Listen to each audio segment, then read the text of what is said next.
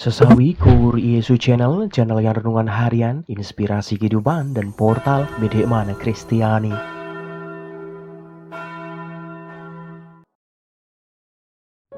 Damai sejahtera beserta kita. Semoga sahabat-sahabatku yang terkasih di dalam Kristus Wakil Muda, dan saudara-saudaraku dimanapun Anda berada, sungguh selalu beroleh rahmat sukacita, berkat yang melimpah, perlindungan dari Tuhan dan rahmat kesejahteraan sahabatku. Sahabatku yang terkasih dimanapun Anda berada Wakil Muda, pada kesempatan ini hari Sabtu 18 Februari 2023 ini sahabatku, pada pekan biasa yang ke-6 ini, kita akan bersama-sama mendengarkan firman Tuhan kembali dan merefleksikan bersama dari Injil Markus bab 9 ayat 2 sampai dengan 13. Mari sahabatku, Tuhan beserta kita sekarang dan selama-lamanya. Inilah Injil suci menurut Markus, dimuliakanlah Tuhan. Pada suatu hari, Yesus berbicara tentang bagaimana Ia akan menderita sengsara. Sesudah itu, Yesus membawa Petrus, Yakobus dan Yohanes, dan bersama-sama dengan mereka, Ia naik ke sebuah gunung yang tinggi. Di situ, mereka sendirian saja. Lalu Yesus berubah rupa di depan mata mereka, dan pakaiannya sangat putih berkilat-kilat. Tidak ada seorang pun di dunia ini yang dapat mengelantangkan pakaian seperti itu. Maka nampaklah kepada mereka Elia bersama dengan Musa. Keduanya sedang berbicara dengan Yesus. Kata Petrus kepada Yesus, "Rabi, betapa bahagianya kami berada di tempat ini. Baiklah, kami dirikan 3 kemah, 1 untuk engkau, 1 untuk Musa, dan 1 untuk Elia." Ia berkata demikian sebab tidak tahu apa yang harus dikatakannya, karena mereka sangat ketakutan. Maka datanglah awan menaungi mereka, dan dari dalam awan itu terdengar suara, "Inilah anak yang kukasihi, dengarkanlah dia." Dan sekonyong-konyong waktu mereka memandang sekeliling mereka, mereka tidak melihat seorang pun lagi bersama mereka kecuali Yesus seorang diri. Pada waktu mereka turun dari gunung itu, Yesus berpesan kepada mereka supaya mereka jangan menceritakan kepada seorang pun apa yang telah mereka lihat itu sebelum Anak Manusia bangkit dari antara orang mati. Mereka memegang pesan tadi sambil mempersoalkan di antara mereka apa yang dimaksud dengan bangkit dari antara orang mati. Lalu mereka bertanya kepadanya, "Mengapa ahli-ahli Taurat berkata bahwa Elia harus datang dahulu?" Jawab Yesus, "Memang Elia akan datang dahulu dan memulihkan segala sesuatu. Hanya bagaimanakah dengan yang ada tertulis mengenai Anak Manusia, bahwa ia akan banyak menderita dan akan dihinakan. Tetapi aku berkata kepadamu, memang Elia sudah datang dan orang memperlakukan dia menurut kehendak mereka, sesuai dengan yang ada tertulis tentang dia." Demikianlah sabda Tuhan.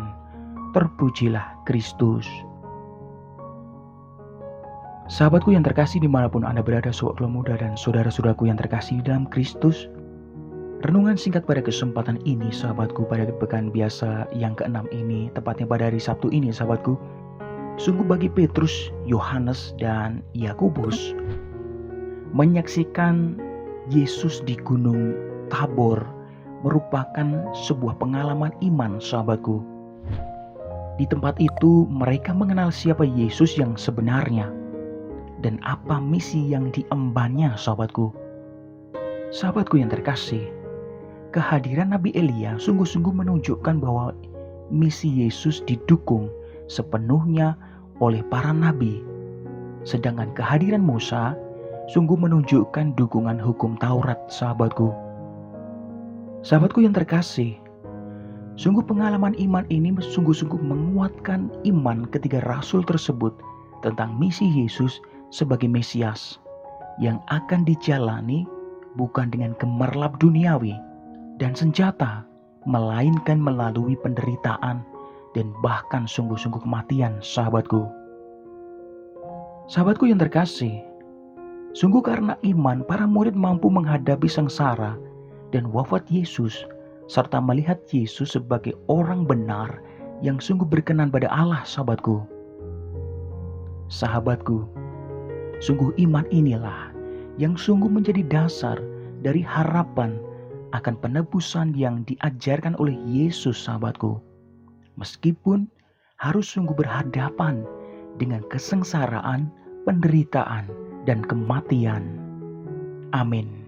Kemuliaan kepada Bapa dan Putra dan Roh Kudus, seperti pada permulaan, sekarang, selalu, dan sepanjang segala abad. Terpujilah nama Yesus, Maria, dan Santo Yosef, sekarang dan selama-lamanya. Amin. Sahabatku yang terkasih, mari kita tutup renungan singkat ini. Kita bersatu dalam doa. Marilah berdoa. Dalam nama Bapa dan Putra dan Roh Kudus. Amin. Tuhan Yesus, terima kasih atas kepedulian untuk menguatkan iman ketiga rasul sebelum Engkau masuk dalam sengsaramu. Kami sungguh percaya bahwa Engkau juga akan menguatkan iman kami dengan pengalaman iman ketika kami membutuhkan. Sungguh teguhkanlah iman kami ya Tuhan. Pakailah hidup kami untuk menjadi sarana firman-Mu yang sungguh hidup, dan hidup kami menjadi berkat bagi banyak orang. Biarlah yang terjadi dalam hidup kami ya Tuhan terjadi seturut kehendak-Mu. Amin. Kemuliaan kepada Bapa dan Putra dan Roh Kudus, seperti pada permulaan, sekarang, selalu, dan sepanjang segala abad. Terpujilah nama Yesus, Maria, dan Santo Yosef, sekarang dan selama-lamanya. Amin. Dalam nama Bapa dan Putra dan Roh Kudus. Amin. Sahabatku yang terkasih dimanapun Anda berada, terima kasih banyak sahabatku, kita boleh bersama-sama mendengarkan firman Tuhan. Kita belajar pada kesempatan ini. Sahabatku, sebarkan video ini supaya banyak orang semakin terima berkat dan terima rahmat sukacita. Banyak orang dipulihkan, banyak orang disembuhkan. Sahabatku, hidup kita penuh berkat, hidup kita penuh sukacita, hidup kita penuh kesejahteraan, hidup kita penuh perlindungan. Yang gelap diberikan terang, yang buntu diberikan jalan. Sampai jumpa di renungan harian besok selanjutnya. See you later. Bye-bye. Berkah dalam. Tuhan memberkati.